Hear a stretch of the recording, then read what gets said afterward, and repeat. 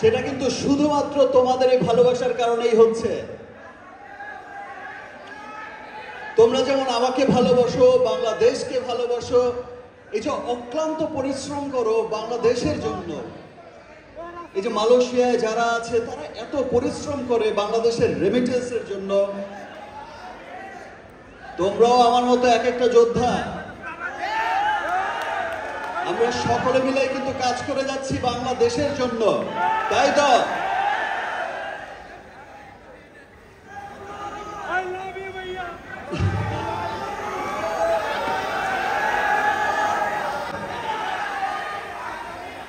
প্রিয়তমা দেখেছিলে? রাজকুমার দেখেছ? তুফান দেখেছ? দরজ চলছে, দরজও দেখেছ? ইয়েস।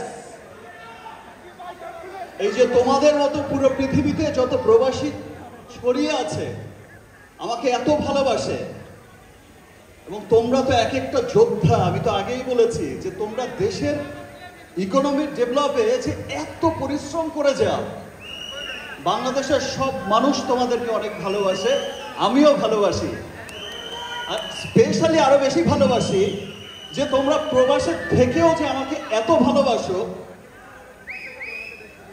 পৃথিবীর সমস্ত দেশগুলোতে যেখানেই সমস্ত বাংলাদেশিরা আছে, এমন এমন দেশের এমন এমন শহরের নাম শুনি আমি সত্যি আবেগাপ্লুত হয়ে যাই যে সেই শহরেও বাংলাদেশি আছে, এবং তারা এই মাল্টিপ্লেক্সগুলোতে গিয়ে, সিনেমা হলগুলোতে গিয়ে এভাবে সিনেমা দেখছে, উপচে পড়া ভালোবাসা দেখাচ্ছে।